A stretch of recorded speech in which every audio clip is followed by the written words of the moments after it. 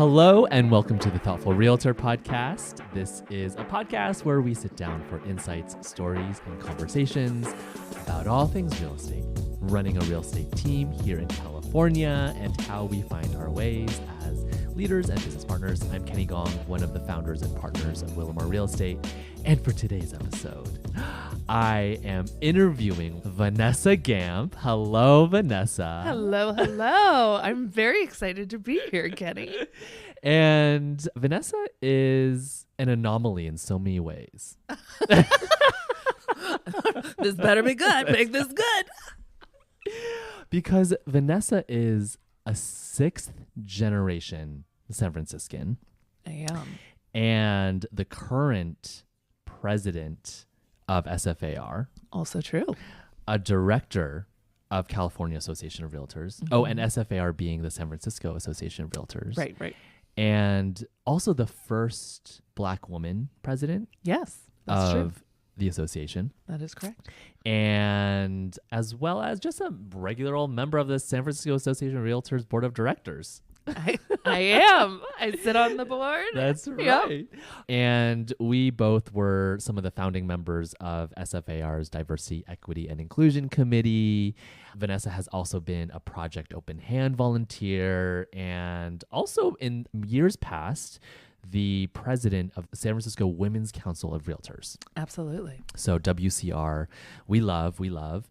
So now you all, our dear audience members, can understand why I have asked Vanessa to come talk about being involved in community and how we can best serve, because of anyone, literally anyone that I know in my life, Vanessa exemplifies this in such the most wonderful way of just showing up in community and being part of community and serving community in this wonderful way that I am constantly inspired by. And so yes, welcome, Vanessa. Thank you for that beautiful introduction.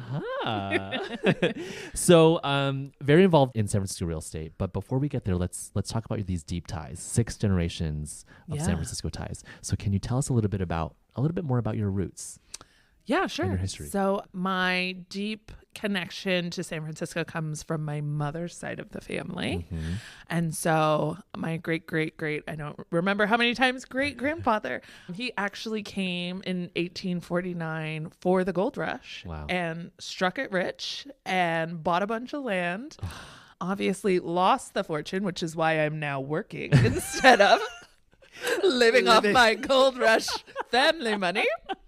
But we are still very, very much San Franciscans and have been here for a very long time. Yeah. You're not sitting on a golden throne. No golden throne, alas.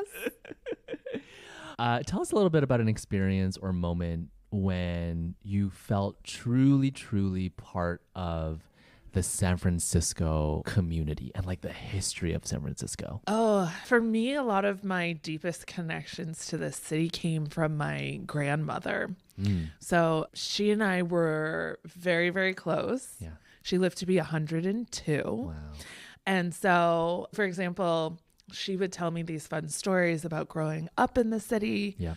And there was so many connections. Like she was in high school when the Golden Gate Bridge was built. And so she remembers walking with her girlfriends, like arms linked in the very first group. They were like in that group that led people across the Golden Gate Bridge. Oh my So like when you get to think about that kind of stuff, there's this great family story that is true. So there's a baby grand piano that now lives at my mother's house. Yeah. And before the 1906 earthquake, it was in a family member's house on a set of flats on what would now be like 19th Avenue. Mm-hmm. And during the earthquake, it flew out the window and rolled all the way downtown. But not a lot of people had this type of grand piano, and someone recognized it and literally brought it back, like horse and carriage brought it back to the house. And so that piano's still in our family. So there's just lots of very cool family ties to the city. Yeah. And how does that impact you as a citizen of San Francisco and a member of this community? Yeah, I think of it as my city. I Yeah. am incredibly proud to be from here. I am Yeah. incredibly proud and blessed to be able to raise my own children here. And I think the thing that is so cool about San Francisco is that it's constantly reinventing itself over Yeah. the years. And it is just always like a place of creativity, invention. It's kind of like at the town of misfits, right? Yeah. Yeah. So like everyone's a little weird and quirky, but that's cool in Yeah. San Francisco. Yeah. And so I love the idea of one of my favorite things that I get to brag about is all of my children ate dim sum dumplings before hot dogs. I didn't give anyone a hot dog till they were like 3, but everyone was gumming dim sum Yes. in early years. Yeah, And so yeah. to me, that's just one of the cool privileges of being Yeah. in the city. Yeah. And being part of that history, being part of this city, there's this importance of staying here Yeah. and really embedding yourself and being involved in that community. Yeah. Yeah. I mean, that's very important to me. The older you get, the more you realize that it is a privilege to be here Yeah, of and that it's course. often difficult to be or stay here. Yeah. It is a very expensive city. Yeah. Housing is a problem. Sometimes it's just hard to obtain housing. It's incredibly competitive when you get to the age where you're in the job market. Like often companies are recruiting the best of best from the entire country to come Yeah. here. And so slowly you have friends that start to move away Yeah. and you're just like, I can't imagine not being here. So Yeah. for me, I always try and put time and effort into the things that I find important or I'm passionate about, Yeah. or if I can give back to a community that needs a little extra help. That's what keeps me here, keeps me motivated, makes it so that I would not want to live anywhere else. There is this amazing thing about like the way to stay connected to a city is by actually engaging. Right? Absolutely. Like, then it's like the people that you meet, the things that you advocate for, the way that you raise your kids, the way that you go about your professional life. All of these things are tied to like, okay, I'm doing these things in a way that keeps me rooted in this place. Yes. Yeah. Everything I'm doing, I am just going to assume I'm going to be there for a long time. My family now, my husband, my kids and I, we all live in Crocker, Amazon, and we've been settled there Yeah. for 4 years and we'll probably be there for a while. But we had moved around to a couple places before and I never went in thinking it's going to be temporary. Like I want to meet the family that owns the corner store. I want to chit chat with my neighbors. Yeah. We're going to check out this coffee place. Yeah. All of those things can really help. You're building relationships and those relationships tie you to those locations. I love it. I love it. And so you got into real estate fairly young. I think you were in your early 20s? Yeah. I was about 24, I think. Oh my gosh. Okay, so I don't even remember what 24 looked like. I was like 24. I do remember feeling like I was playing business lady, like putting on my one of 2 suits that I bought from Nordstrom. Actually, my grandmother bought it for me so that I could look professional at my appointments. And it was also from a very early age, early in your career, you also got pretty involved and engaged in our professional community. Yeah. So tell us a little bit more about that and why it felt important to you. Yeah, absolutely. So right out of college, I went the traditional like 9-to-5 job route. Yeah. And I got a sales job in biotech and I did that for almost 2 years. And so going from like a college atmosphere where it's very community based and then to a 9-to-5 office job where it's different, but it's the same thing. It's like built in social structures. You see coworkers every day. You have inside jokes. When you get to real estate, it's very unique because you're working for yourself. Yeah. And so sometimes it can actually be very isolating. Yeah. And I'm naturally a very extroverted person. My family always jokes that I'll talk to a brick wall. And they'll talk back. Yeah, exactly. Have a nice dialogue. And so when I got to real estate, I was kind of like, oh, like you don't just go into the office and see people all the time. Sometimes Yeah. people would be there, you know, Yeah. like office staff, Yeah.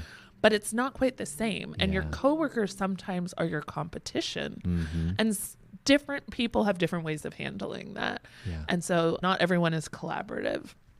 And so my mentor, my now father-in-law, he was mentoring me. And so my very first month after I got my license, he brought me to a Women's Council of Realtors meeting. Yeah. And their whole concept is to provide education and a safe space to create leaders, entrepreneurs for women in the real estate sphere.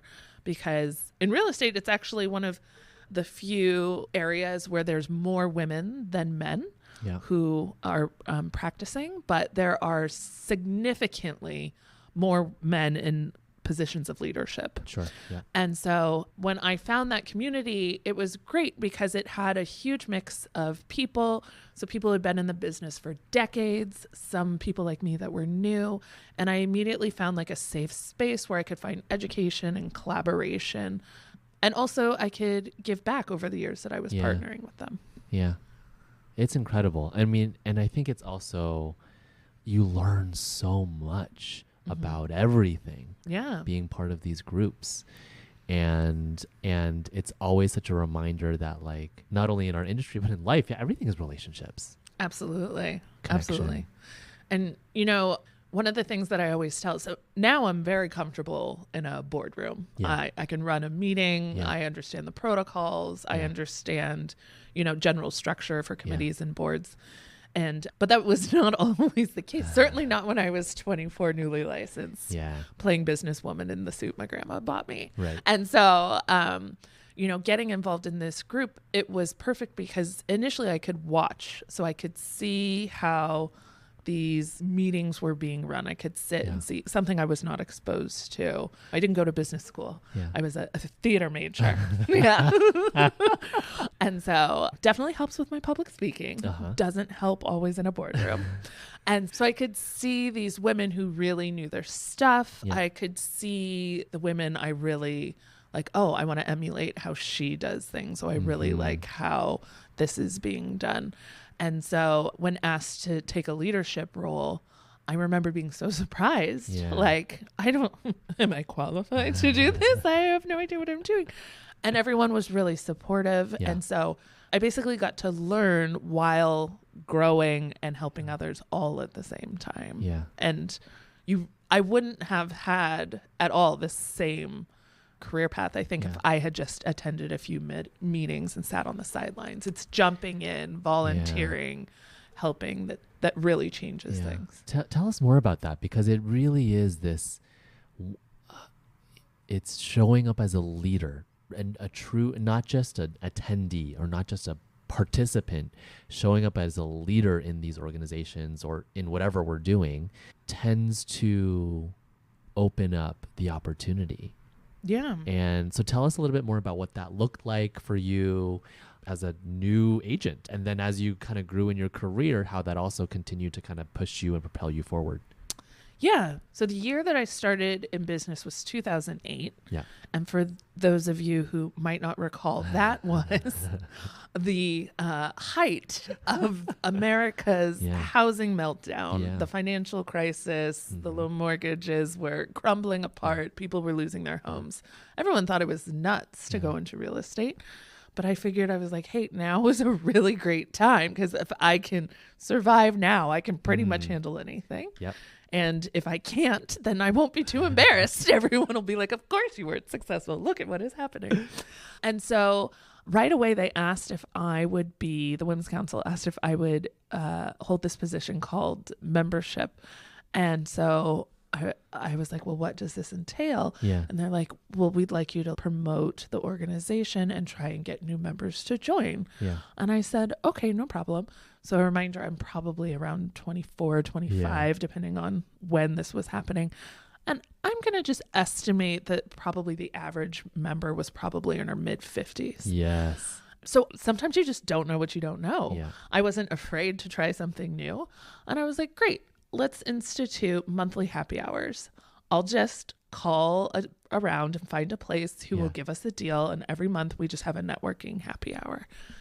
And they were so nervous to do this. They were like, what? Alcohol? Oh no. Like, I don't know. Like, well, what will the topics be? And I'm like, no one's speaking. Like, we're just hanging out. We're just going to hang out. And Yeah. back then businesses were hurting. So like they loved it. Yeah. People who didn't have specials would give us a special. And it was incredibly successful. It was Yeah. just because it was something new and exciting. And getting to do that meant that I was meeting lots of people and learning skills. So Yeah. I'm learning how to throw events. I'm learning how to throw a professional event as Yeah. opposed to like a friend's birthday. Yep. I am getting out there in my community. So I'm like connecting with local Yeah. businesses. Then I'm deciding, oh, now that I'm doing this and we've got some traction, like what businesses do I want to highlight? Yeah. What partners do I want to bring in? Maybe we want to ask a sponsor. So now I'm doing connections with people that are real estate adjacent. Yeah. And it was just like a really quick way to kind of learn the Yeah. ropes of networking, Yeah. and then also providing to the group a means to get new members. Yeah. So that people were coming to this social event and then, hey, maybe you should come Yeah. to one of our official meetings, or maybe you should consider joining. Yeah. It's, you know what, I always love hearing you talk about networking. Yes. Because the way that you network is, again, it's so inspirational and aspirational, because you do it in a way that's like, it's not networking. It's just connecting. It's just building relationships. It's just making friends. Yeah. Yeah. Yeah. Right? Sometimes I feel like people think networking has to mean like this Yeah. certain thing. Like it can't be fun. It's Yeah. all business. There has to be an action plan and professional be an business agenda. cards. Yes. That is not true. Yeah. So part of it is just not being afraid to talk to someone. Yeah.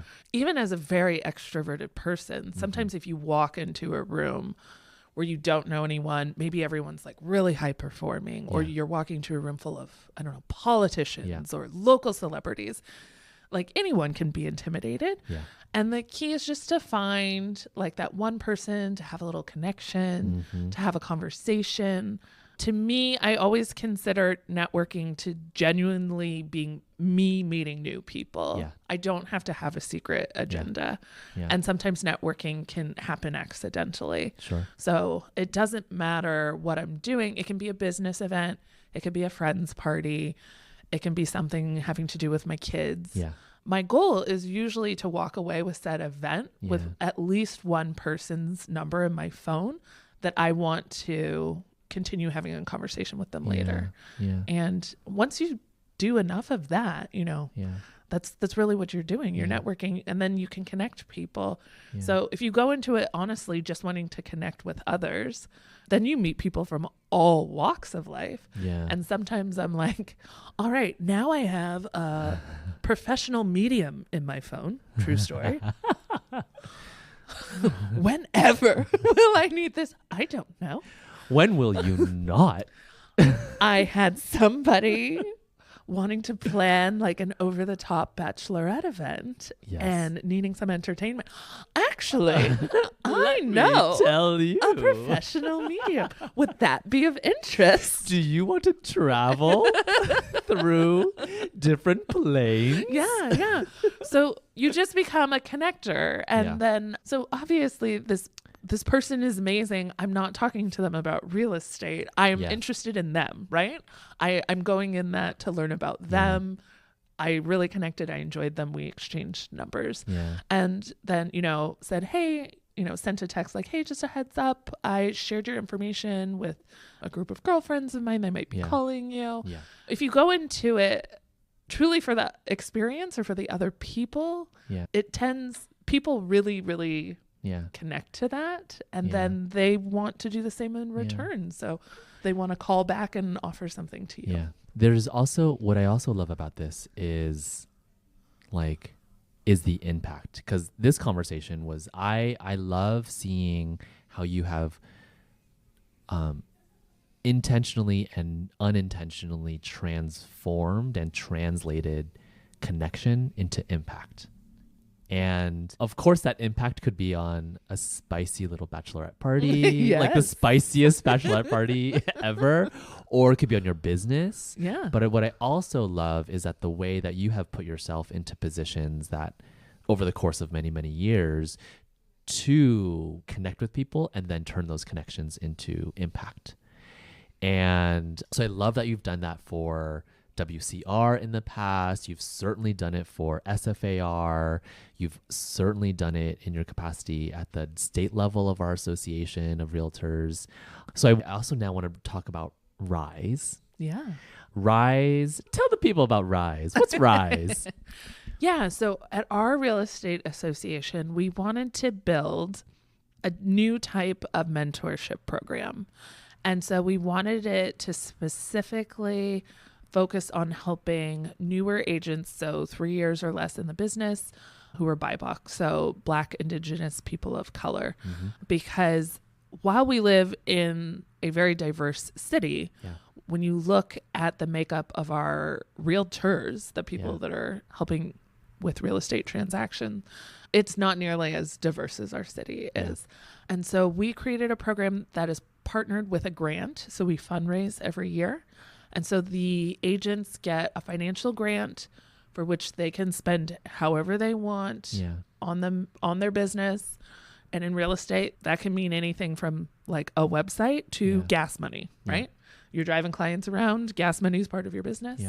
And then also to really intentionally give classes and mentorship in both on topics they might not receive from a typical brokerage, and also in a safe space that they might not have access to of like-minded agents and colleagues.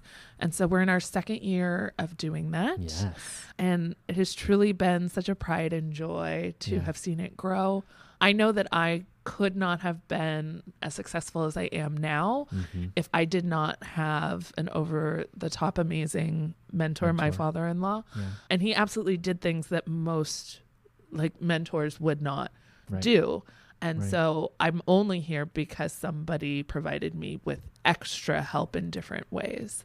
Sometimes that was literally just coming to a listing appointment so that there was an old white man sitting there so that someone would take me seriously. That's not a requirement in a mentor handbook, but that was something that I needed in those early years. And he would do it. I didn't have to ask him. He would offer if he got vibes off of a certain person, like, do you want me to come? Just sit. He would not try and take the clients. He would guide every question back to me. He would basically answer no questions. He would just be the prop that was necessary to facilitate business. And that's not necessarily something that we always talk about when you get realtor training. And so part of what I wanted to incorporate when we were building this program is what are some things that are helpful for these agents that maybe other agents don't have to think about. It's really incredible. And personally for you, now that it's been 2 years, almost 2 years since we've been thinking about this project for what feels like a lifetime. Yes. But seeing it now and kind of come to fruition, what are some takeaways or reflections? It is incredibly humbling and exciting to watch the cohort, which is what we call the group of agents, how they grow from the beginning to the end of the program. And so to see in the beginning, most people are nervous, they're unsure, they are often not familiar with public speaking or talking to strangers. And these are things you have to be incredibly comfortable at doing in order to be successful in real estate. And so in these meetings, we give them many opportunities, like it or not, that they have to speak in front of people, to ask questions. It's not just sit down and take notes on this class. So it's very interactive. And then we purposely bring in very high performing agents in our realtor community so that they get these one-on-one introductions with maybe someone that they wouldn't have access to otherwise. And I think that that is also a really nice part to watch, because I also get to watch some of my realtor colleagues that are top producers, Yeah. high performing agents. And then they get to come in and like teach a Yeah. class on something that they're passionate about and build these relationships. So I Yeah. get to watch both sides, and I'm really proud of the program that we've put together. Yeah. Okay, I have a question that is related to I'm curious to know, when you think about Rise, when you think about the Rise cohort, when you think about all of the folks in WCR, when you think about our members at SFAR, at CAR, the California Association of Realtors, tell us a little bit more about what you think about a realtor's role in their community. Yeah, that's a great question. So I would say most of the best realtors are truly engaged in their community. Yeah. It's really hard to do the jobs that we do if you aren't passionate about the place that you live or the place that you are selling property for.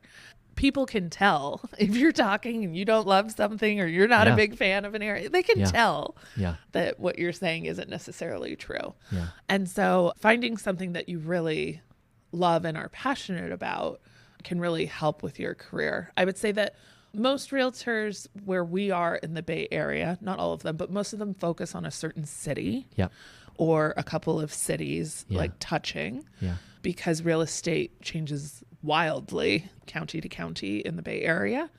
Then part of what they are so good at is that they know, maybe they know about the schools, they know about the best restaurants, they know the good places for coffee, all the things that somebody would care about when they buy a home. Those are things that really help you grow your business if you know like how to point those things out, how to buy properties that are going to have these neighborhood amenities. And the only way to learn about these neighborhood amenities is to get out there in those neighborhoods and be engaged. Yeah. Yeah.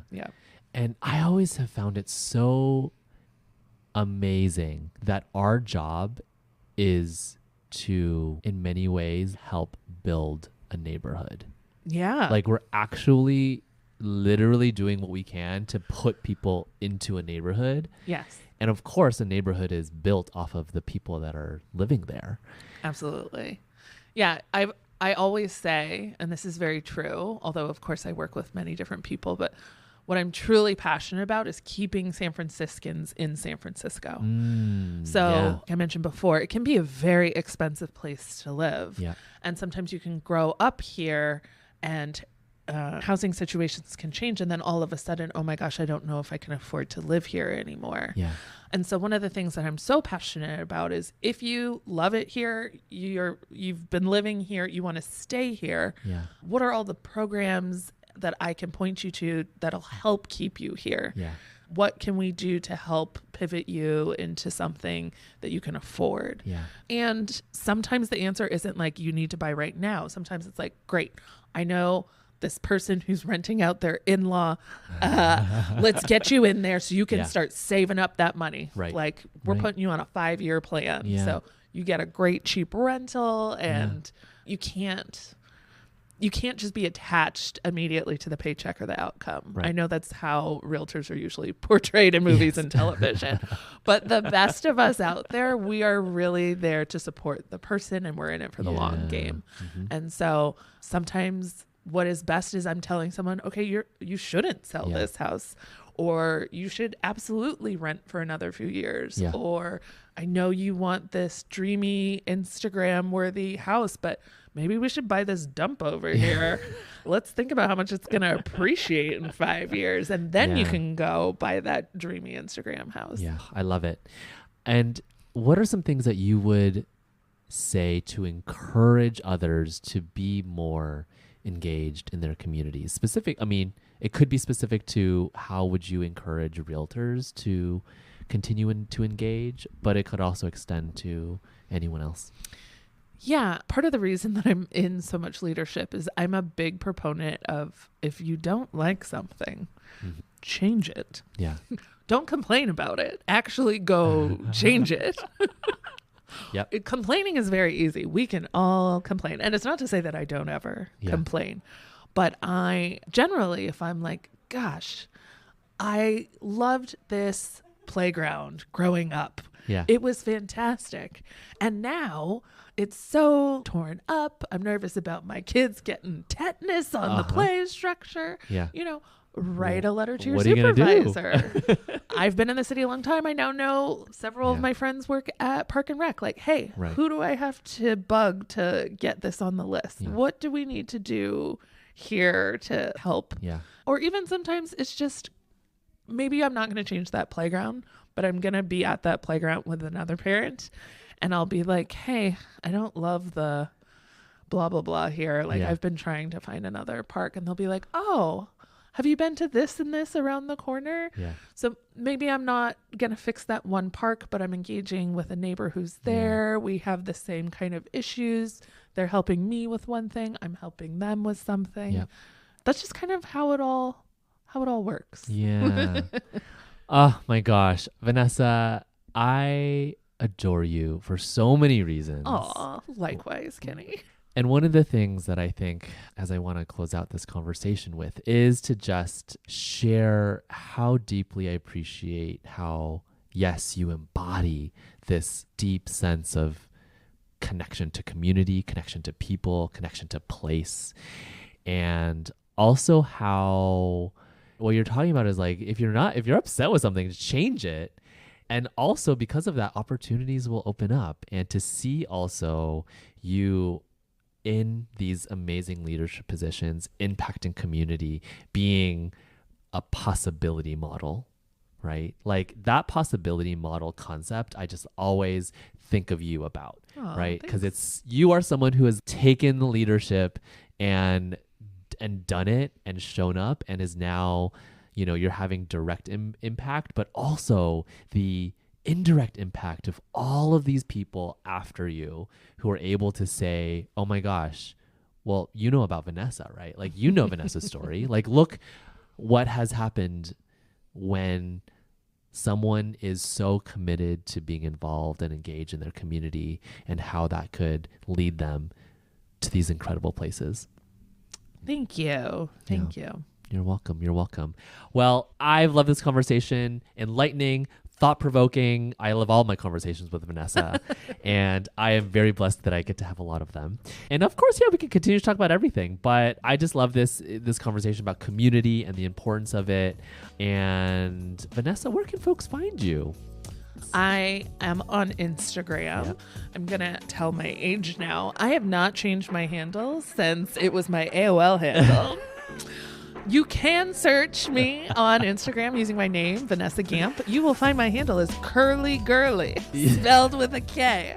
So that's fine. Proud elder millennial here. Okay.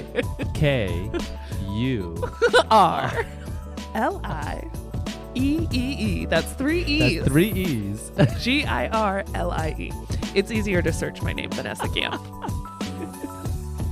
Well, I have loved this conversation. Find Vanessa, of course, at Curly Girly or Vanessa Gamp anywhere online. Yes. And you can find us at willamore.com or on Instagram at Thoughtful Realtor. Reach out to us directly if you haven't already. Please hit that subscribe button and leave us a 5-star review. We always appreciate when you share the love. And until next time, bye. Bye-bye.